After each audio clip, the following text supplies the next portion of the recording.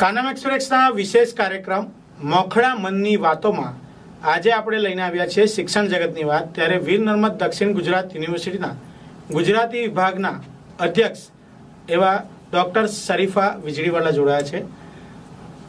આપના વિભાગમાં કેટલા વર્ષથી કાર્યરત છે?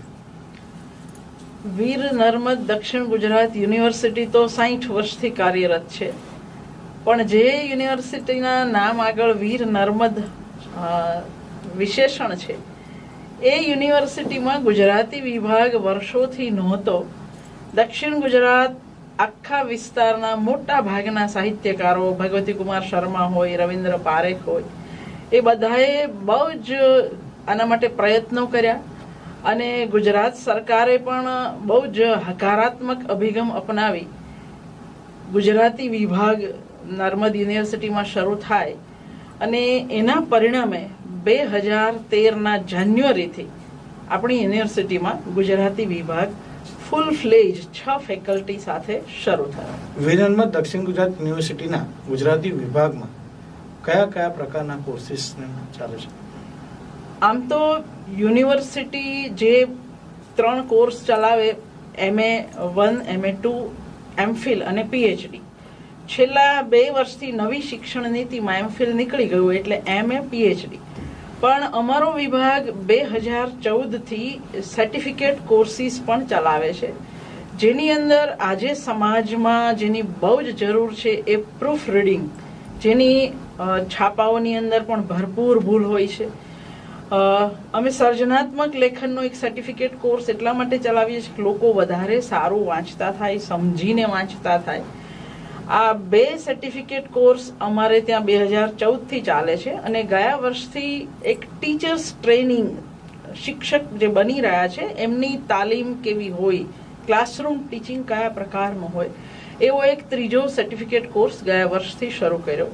અને મને કહેતા બહુ આનંદ થાય છે કે આ સર્ટિફિકેટ કોર્સની અંદર સુરત અને દક્ષિણ ગુજરાત, એમાં ભરૂચ હોય, વડોદરા હોય, વાપી, વલસાડના વિદ્યાર્થીઓ પણ જોડાય છે. અમારે ત્યાં 60 વર્ષથી મોટી ઉંમરના ડાક્ટરો, ઇજનેરો પણ આની અંદર જોડાયા છે. અને જ્યારે પરિણામ આવે ત્યારે અમને બહુ મજા આવે કે જે લોકો આર્ટ્સ ફેકલ્ટીમાંથી આવ્યા હોય છે એ પાછળ હોય છે અને ડાક્ટરો, ઇજનેરોના પરિણામો વધારે સારા હોય છે. ખાલી 2 ડિગ્રી પૂરતું નહીં, પણ આવા સર્ટિફિકેટ કોર્સ દ્વારા સમાજને સારા પ્રૂફ રીડર મળે, સારા વાંચકો મળે, સારા શિક્ષકો મળે, એના માટે પણ અમારો વિભાગ પૂરા પ્રયત્ન કરે છે. આ વિભાગમાં અત્યાર સુધી કેટલા વિદ્યાર્થીઓએ અભ્યાસ કર્યા? અમારા વિભાગમાં 2013થી લઈને આજ સુધી લગભગ 1200 વિદ્યાર્થી MA સ્તરે, 30 વિદ્યાર્થીએ PhD મેળવ્યું છે, 5 વિદ્યાર્થીએ MPhil મેળવ્યું છે અને 360 વિદ્યાર્થી સર્ટિફિકેટ કોર્સની અંદરથી સર્ટિફિકેટ લઈ અને પાસ થયા છે. કારણ કે અમારો ટેન્યુર જે ગાળો છે એ નાનો છે, યુનિવર્સિટીના વર્ષથી અમારા વર્ષ ઓછા છે એટલે અમારા વિદ્યાર્થીની સંખ્યા પણ પ્રમાણમાં ઓછી હોય. આજે ગુજરાતમાં ગુજરાતી ભાષાનું ભારણ અને આજે ગુજરાતી ભાષામાં પણ આપ જે રીતના જણાવ્યું કે અખબારોમાં પણ ભૂલ નીકળે છે, તો ગુજરાતની પ્રજા માટે એક સંદેશ કે સાહિત્યને લખાણમાં કેવી રીતના સુંદર બનાવી શકાય એવું? મને બહુ જ ફરિયાદ છે છાપાઓ માટે પણ. ઇવન યુનિવર્સિટીના પરિપત્રો આવે એમાં પણ એટલી બધી ભૂલો આપણે ચલાવી લઈએ છીએ. તમે ગુજરાતી ટીવી ચેનલો જુઓ તો એની અંદર પણ નીચે જે લાઈન લખાયેલી હોય છે બધી મોટા ભાગની ખોટી હોય છે. તો એનો અર્થ એ થાય કે જે મારી માતૃભાષા છે એ મારી માતૃભાષા પ્રત્યે મને કાં તો પ્રેમ નથી, અથવા તો હું એના માટે ગંભીર નથી, અથવા તો હું એવું માનું છું કે માં સાથે તો ગમે તેવો વ્યવહાર કરી શકાય. કારણ કે જો એવું ન હોય તો એક અંગ્રેજીનો સ્પેલિંગ ખોટો લખીએ તો આપણને તકલીફ થાય અને આખા ગુજરાતીના વાક્યો ખોટા લખીએ, જોડણી સદંતર ખોટી લખીએ, છતાંય જો આપણને કોઈ પ્રશ્ન ન થતા હોય તો માનવું કે ગુજરાતી તરીકે મને મારી માતૃભાષા માટે જે આદર હોવો જોઈએ એ નથી. ઉચ્ચારણ ક્ષેત્રે પણ આપણે ધીરે ધીરે બહુ જ કંગાળ થતા જઈએ છીએ. બહુ જ સ્પષ્ટ શુદ્ધ ઉચ્ચારણ હોવું જ જોઈએ. અને ખાસ કરીને છાપા, રેડિયો, ટેલિવિઝન આ 3 ક્ષેત્ર એવા છે જેમાં ભાષાની મર્યાદાઓ ચલાવી શકાય નહીં. અને એટલા માટે જ હું બધાને જાહેર અપીલ કરું છું કે આવો અમારે ત્યાં. અમે ઉચ્ચારણ પણ શીખવીએ છીએ, અમે પ્રૂફ રીડિંગ દ્વારા તમને સાચું ગુજરાતી લખતા પણ શીખવાડીએ છીએ. જો તમે યુનિવર્સિટી સુધી પહોંચો તો આ બધું જ મળે. અને રાષ્ટ્રીય શિક્ષણ નીતિ 2020 લાગુ થઈ છે, એમાં આપના વિભાગમાં કેટલું એનું ઇમ્પ્લિમેન્ટ? રાષ્ટ્રીય શિક્ષણ નીતિ જે માતૃભાષા પર ભાર મૂકે છે તો અમે હંમેશા મૂકતા જ આવ્યા છીએ. પણ રાષ્ટ્રીય શિક્ષણ નીતિએ જે એક વસ્તુ પર બહુ જ મોટો ભાર મૂક્યો, ઇન્ટરડિસિપ્લિનરી આંતરવિદ્યાકીય શિક્ષણ. તો મને કહેતા બહુ આનંદ થાય છે કે નવી શિક્ષણ નીતિ આવ્યા પહેલા અમે છેલ્લા 6 વર્ષથી આંતરવિદ્યાકીયના લગભગ 10 પેપર ભણાવીએ છીએ. એ સાહિત્ય અને ફિલ્મ હોય, સાહિત્ય અને સમાજશાસ્ત્ર હોય, સાહિત્ય અને મનોવિજ્ઞાન, સાહિત્ય અને ઇતિહાસ, સાહિત્ય અને સંસ્કૃતિ, સાહિત્ય અને શૈલી વિજ્ઞાન. આ બધા પેપર અમારે ત્યાં વિભાગ શરૂ થયો એના પછીના વર્ષથી 2014થી અમે ઓલરેડી ભણાવીએ છીએ. એટલે અમે એવું કહી શકીએ કે નવી શિક્ષણ નીતિનું અમલીકરણ કદાચ અમે ઘણું વહેલું કર્યું છે. ગુજરાતમાં ખાનગી યુનિવર્સિટીઓ વધી રહી છે, ત્યારે આપની વીર નર્મદ દક્ષિણ ગુજરાત યુનિવર્સિટી એવું તો શું વિશેષ આપે છે વિદ્યાર્થીઓને? ખાનગી યુનિવર્સિટીઓ શું નથી આપતી એ મને નથી ખબર, અથવા તો મારે એમાં પડવું નથી. પણ હું એવું માનું કે એક રાજકીય ગ્રાન્ટ લેતી માન્ય યુનિવર્સિટી તરીકે વીર નર્મદ દક્ષિણ ગુજરાત યુનિવર્સિટી વિદ્યાર્થીઓને ઘણા સસ્તી ફીમાં અને ઉત્તમ શિક્ષણ, કારણ કે અહીં જે અધ્યાપકોની નિમણૂક થઈ હોય એ અનેક પ્રકારની પેનલોમાંથી ગળાઈ ચડાઈને પોતાના યુજીસી માન્ય ગુણવત્તા સાથે અહીં લેવાયા હોય.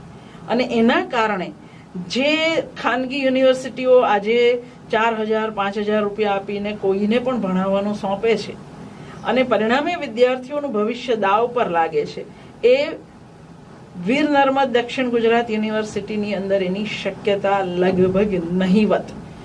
વિદ્યાર્થીને હોસ્ટેલથી માંડીને ઉત્તમ શિક્ષકોથી માંડીને ઉત્તમ પ્રકારના શિક્ષણથી માંડીને બધી જ સગવડો જે આ યુનિવર્સિટી આપે એ ખાનગી યુનિવર્સિટી ન જ આપી શકે એવું હું બહુ સ્પષ્ટપણે માનું છું. કારણ કે ખાનગી યુનિવર્સિટીમાં ભણનારા અને ભણાવનારા ઘણા બધાને ઓળખું છું, એમના અનુભવો સાંભળું છું અને એના પરથી હું વધારે દ્રઢતાથી કહી શકું કે આપણે જે કરીએ છીએ એ લોકો નથી કરી શકતા. આજે આપણે વાત કરીએ તો યુનિવર્સિટીમાંથી અભ્યાસ થઈ અને ઉચ્ચ સ્તરે ગયેલા કેટલા વિદ્યાર્થીઓ આપના ધ્યાનમાં? હું એક વધારાનો મુદ્દો અહીંયા એ કહીશ કે અમે વિભાગની અંદર જીપીએસસી અને યુપીએસસી બેઉના વિદ્યાર્થીઓને ભણાવવાનું યુનિવર્સિટી પોતાની રીતે કરે છે, પણ હું મારી રીતે કરું છું. જે યુપીએસસીના વિદ્યાર્થીઓ ગુજરાતી સાહિત્ય લઈને આવે, આખા ગુજરાતમાંથી મારી પાસે ભણવા આવે છે અને મારા અત્યાર સુધીમાં 4 વિદ્યાર્થી યુપીએસસી પાસ થઈ અને જુદી જુદી જગ્યાએ ગોઠવાયેલા છે. એક તો જે સફીન હસન છે જે અત્યારે અમદાવાદની અંદર ટ્રાફિક આઈપીએસ ઓફિસર તરીકે કામ કરે છે. બાકીના 2 દિલ્હીની હોમ મિનિસ્ટ્રીમાં છે. કેટલા બધા જીપીએસસી થયેલા વિદ્યાર્થીઓ મામલતદાર તરીકે જુદી જુદી જગ્યાએ, 3 વિદ્યાર્થી અત્યારે ડેપ્યુટી કલેક્ટર તરીકે પણ પ્રમોટ થયેલા છે. એટલે જે પાયાની સમજ એમને વ્યાકરણની, ભાષાની ઉત્ક્રાંતિની અને સાહિત્યના ઇતિહાસની જે જરૂરી હોય એના માટે હું 4 વાગ્યા પછી હંમેશા ક્લાસ ચલાવું છું એમના માટે. નેટ અને જીસેટના ક્લાસ અમે વર્ષોથી ચલાવીએ છીએ, જ્યારથી યુનિવર્સિટીની અંદર આવી. અને હું યુનિવર્સિટીમાં નહોતી ત્યારે પણ હું એ ચલાવતી જ હતી.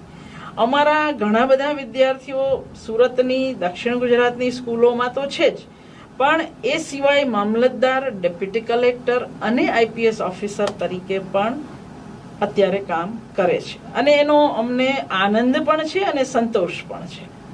આજે અહીંયા જ અભ્યાસ કરી અને અહીં જ અધ્યાપક તરીકે કાર્ય કરતા હોય અને એવા કેટલા લોકો છે જેમને વિદ્વા એવોર્ડ મળેલા છે? અહીં જ ભણેલા હોય એટલે તો હું પણ અહીંયા નથી ભણી. હું વડોદરા યુનિવર્સિટીની વિદ્યાર્થીની છું. અમારે ત્યાં માત્ર પન્નાબેન ત્રિવેદી એક જ આ યુનિવર્સિટીના સ્ટુડન્ટ છે, બાકીના અધ્યાપકો તરીકે અમે બધા બહારના છીએ. પણ આ યુનિવર્સિટીમાં 33 વર્ષ મને થયા પછી હું મને બહારની ના કહી શકું. એટલે ના, એવું નહીં. એવું પૂછવું છે કે આ જ યુનિવર્સિટીમાં કાર્યકાળ દરમિયાન કોઈ વિશેષ સિદ્ધિ પ્રાપ્ત કરી હોય? જેટલા એવોર્ડ મળ્યા છે બધા આ જ યુનિવર્સિટીમાં કામ કરતા મળ્યા છે. મેં કામ વર્ષો સુધી એમટીપી કોલેજમાં કર્યું, પણ સદનસીબે મને નેશનલ એવોર્ડ બધા હું આ યુનિવર્સિટીમાં જોડાઈ પછી જ મળ્યા. મને અનુવાદનો સાહિત્ય અકાદમીનો એવોર્ડ 2015માં મળ્યો જ્યારે હું અહીંયા જતી. સાહિત્ય અકાદમી દિલ્હીનો મુખ્ય એવોર્ડ જે કહેવાય 1 લાખ રૂપિયાનો, એ પણ મને 2018માં અહીં હતી ત્યારે જ મળ્યો. મોરારી બાપુ જે એવોર્ડ આપે છે સદભાવના એવોર્ડ નેશનલ લેવલે, એ પણ 2017માં મને મળ્યો. એટલે કે મને કામ બીજી જગ્યાએ કર્યું પણ મને એનું ફળ એવોર્ડ રૂપે અહીં જ મળ્યું છે. પન્નાબેનને, નરેશ શુક્લને, ભરત ઠાકોરને, આ બધાને રાજ્ય કક્ષાના અને રાષ્ટ્રીય કક્ષાના પુરસ્કાર આનંદ સાથે કહીએ કે 2013 પછી જ મળ્યા છે. એટલે બધા એવોર્ડ વીર નર્મદ દક્ષિણ ગુજરાત યુનિવર્સિટીના ખાતામાં જ જમા થઈ રહ્યા છે બધા જ.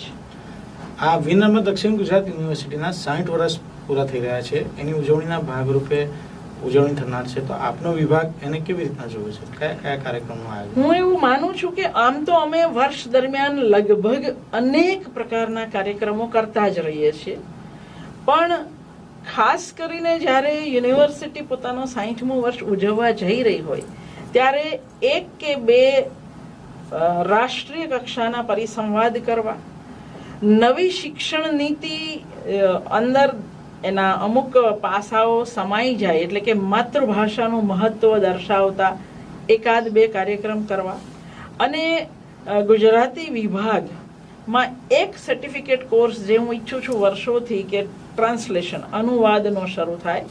કારણ કે ગુજરાતી પ્રજા બહારથી તો ઘણું બધું લાવે છે, પણ ગુજરાતીમાંથી અંગ્રેજીમાં જતું હોય, હિન્દીમાં જતું હોય એવું બહુ જ ઓછું થાય છે, જે થવું જોઈએ. આપણે પણ ઉત્તમ કામ કરીએ છીએ, તો એ ઉત્તમ કામો બીજી ભાષામાં જાય. તો એક અનુવાદનો સર્ટિફિકેટ કોર્સ શરૂ કરવાની ઈચ્છા છે. તો એવું આપણે એવું ઈચ્છીએ કે એ યુનિવર્સિટીના 60મા વર્ષ નિમિત્તે એ પણ શરૂ કરીએ. પ્રજાવતીનો એક પ્રશ્ન, આ સર્ટિફિકેટ કોર્સમાં જોઈન થવાની લાયબિલિટી શું? લાયકાત શું? લાયકાત મોટા ભાગના સર્ટિફિકેટ કોર્સમાં યુનિવર્સિટીએ 10 ધોરણ પાસ એક મિનિમમ રાખ્યું છે. હું એવું માનું છું કે સર્જનાત્મક લેખનમાં આ 10 ધોરણ પણ કાઢી નાખવા જોઈએ. પન્નાલાલ પટેલ જેવા હોય કોઈ જે ભણ્યા જ ના હોય અને છતાંય લખી શકે, એટલે એ રજૂઆત એકવાર કરી પણ છે. પણ અત્યારે મિનિમમ લાયકાત બાકીના સર્ટિફિકેટ કોર્સમાં 10 ધોરણ છે, પણ શિક્ષકની તાલીમ વાળો જે સર્ટિફિકેટ કોર્સ છે એની અંદર પીટીસી અથવા બીએડ, કારણ કે એ મિનિમમ છે તો જ એ શિક્ષક હોઈ શકે, નહીતર એ શિક્ષક ના હોય. એટલે ત્યાં આગળ એટલી ઓછામાં ઓછી લાયકાત રાખી છે. ગુજરાતી વિભાગના અધ્યક્ષ ડોક્ટર શરીફા વીજળીવાલાએ આપણને વિશેષ માહિતી આપી, તે બદલ આભાર. જય હિન્દ, જય ભારત.